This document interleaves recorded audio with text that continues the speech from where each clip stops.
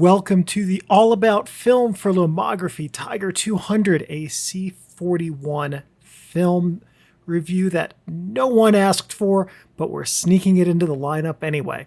All right, this video discusses that Lomography Tiger 200 C41 film, and we're going to look at how to use it, the film's characteristics. We're not going to look at the technical details because Lomography doesn't publish them, but we are going to look at a copious number of sample images. Tiger 200 is a medium film rated at, unsurprisingly given the name, 200 ISO, and it is available only in 110, or I should say if it's another type of film that like Superia or something like that that's been repurposed as 200. I don't know. I couldn't identify this as being another stock, so we're taking it for this video as a standalone offering that is its own thing. This section looks at my perception of different film characteristics. I'm going to discuss how the film's grain, tonal range, acutance, and so forth create the images that this film delivers, and then we'll talk a little bit about digitizing as we do. For grain, it's high as a baseline, and grain is amplified by the tiny format of 110. Basically, if you were to take, let's say, an 8x10 negative and a 110 negative, and you blew the 110 up to 8x10 for a print, or you contact printed the 8x10, the enlargement factor for the 8x10 would be 0. It would be the same size. The enlargement factor for the 110 would be, well, a whole lot. I don't know that number, but it's a lot. And so basically, when you multiply something by that much, all of the issues with it, grain, tonality, image softness, whatever, they get amplified by that much too. So grain, even on a small image from Tiger 200, is high. Tonality and tonal range are minimal in most conditions, and this is again amplified by the tiny format. Basically what that means is if you look at the images from this film, you're not going to see a whole lot of gradation in colors and shadows and tones. And a big part of that is because of the film, and another big part of that is because of the format. The less image area there is to record an image, the less ability the film has to record those subtle gradations. Again, the size of the negatives is going to amplify the already limited tonality and tonal range in this film. For acutance, this film is soft like a very expensive pillow, and that's also partly going to owe to the tiny format and enlargement, but just as a baseline, acutance is pretty darn poor with this film. For contrast, it's very high.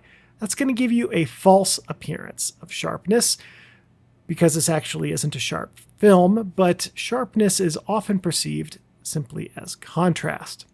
Or, be more accurate to say, we generally perceive contrast as being sharpness. For contrast and sharpness, contrast is very high and sharpness is low. So these things I'm putting together in this video because they are connected.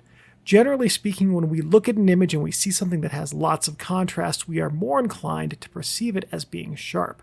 But that's not really true. Sharpness is more of a grain level issue when it comes to film and how sharp the details can be rendered.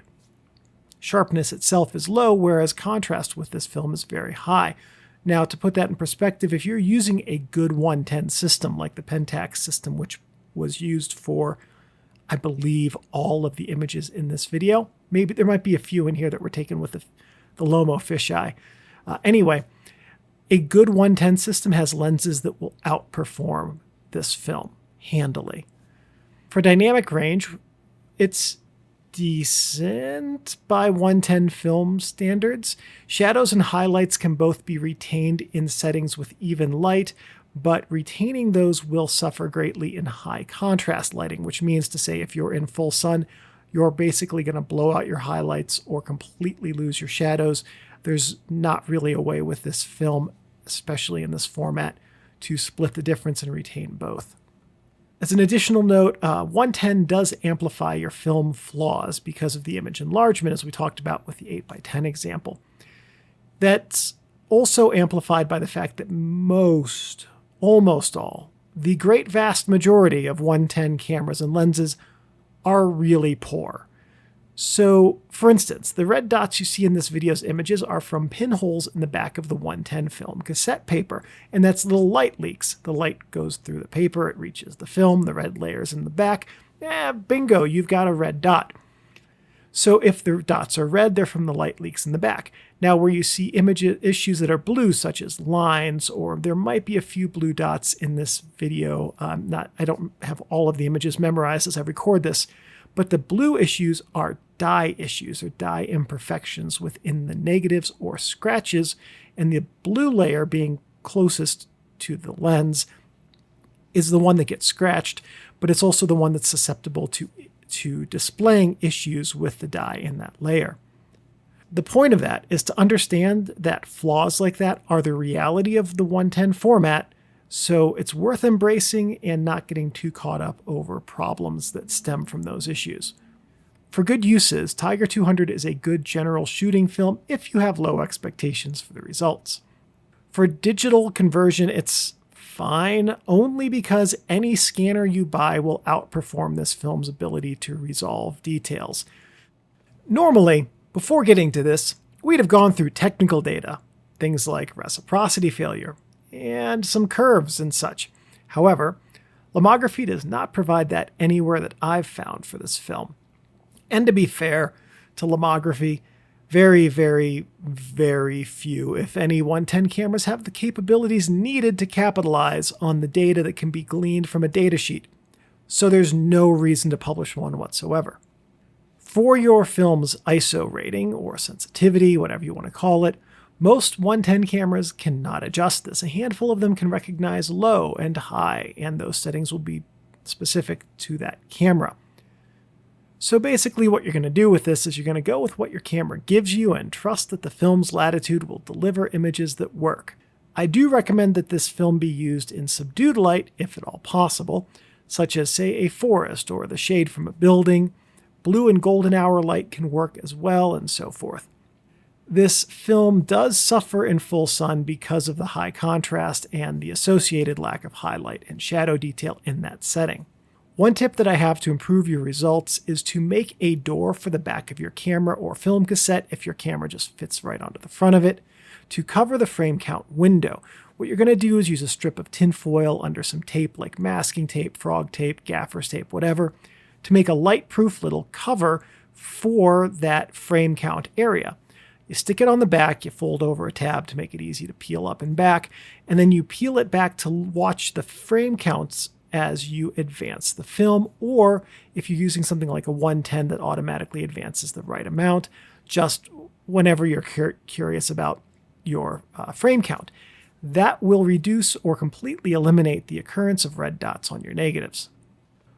110 in CN41 developing is the highest cost, lowest yield option for color film shooters, and I say that only because there are I guess there are E6, so E6 would be higher cost, lower yield.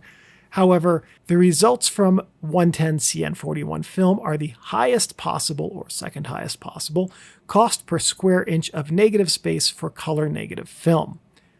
The film, the development, and the scanning upcharges that occur along the entire cycle of purchasing, shooting, developing, and scanning combine to make this 110 color shooting a spendy little niche within the film photography space. In addition, the immense amount of plastic use and waste that comes from the cassettes makes 110 film the worst film to use from an environmental perspective as well. In terms of being cost effective, 110 and any 110 film are decidedly not the way to go if you are minding your dollars. But if you do want to try this and shoot it, and if you do like the muted colors that skew somewhat blue with this film, then Tiger 110 can be a very good option for you. Now, why they would call it Tiger 110 given how cool toned this film is, I don't know. I would think that's a warm tone film, but I didn't name it anyway. I do enjoy shooting this film, and I do like the soft, high contrast, low saturation, cool tone images it provides. That said, I am also really glad I'm done with this film, and the cost of it alone is the reason I will never shoot it again.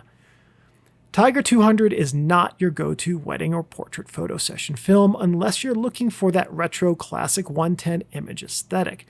And that's largely because this film's result quality is wildly unpredictable and variable. As you've seen with the images in this video, some of them, these are all with the same camera system. They were almost all taken basically with the Pentaxes, and there is a wide array of image quality.